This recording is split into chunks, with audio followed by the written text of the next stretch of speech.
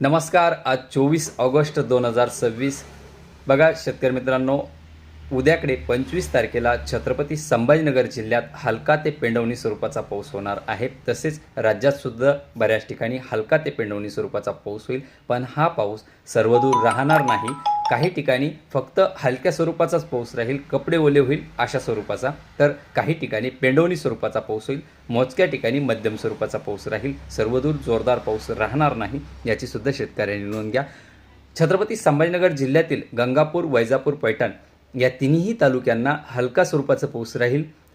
काही भागांना जवळपास 10 ते 15% भागांना पेंडवणी स्वरूपाचा पाऊस होईल. तर बाकीच्या उर्वरित भागांना हलक्या स्वरूपाचाच पाऊस राहण्याची शक्यता या तिन्ही तालुक्यांना आहे. तसेच खुलताबाद, सिल्लोड, सोयगाव, फुलंब्री, कन्नड या तालुक्यांना मात्र पेंडवणी स्वरूपाच्या पावसाची शक्यता ही 25 तारखेला आहे. 26 तारखेला सुद्धा काही भागांमध्ये तुरळक ठिकाणी पाऊस राहण्याची शक्यता आहे. तसेच मराठवाड्यात सुद्धा तुरळक पावसाची शक्यता पुढील 2 दिवसात आहे. मागीलही 3 दिवसात आपण जसं 22 तारखेपासून पाऊस सांगितला होता, तसं राज्यात तुरळक ठिकाणी दररोज पाऊस चालू आहे. फक्त हलका ते पेंडवणी स्वरूपाचा चालू आहे. आणि हा जो मध्य भाग जो होता अहिल्यानगरचा, छत्रपती संभाजीनगरचा सुद्धा, वैजापूर, गंगापूर, पैठण या भागांना पावसाची कमतरता होती.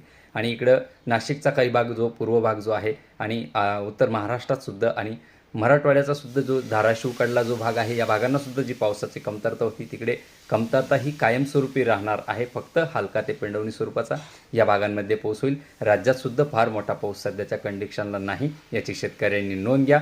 सध्याच्या कंडिशनला खतांचे डोसेस हे दिले नाही तरी चालेल. जिथे चांगली वल आहे किंवा मुबलक पाणी देण्यासाठी पिकांना आहे, यांनीच खतांचे डोसेस द्या किंवा कमी डोसेस सध्या खतांचे राहू द्या, याची शेतकऱ्यांना सूचना आहे. खरं तर सातत्याने आपण मागील 15 दिवसापासून सांगतोय की खतांचे डोसेस कमी करा, कारण की पावसाचं प्रमाण हे कमी आहे.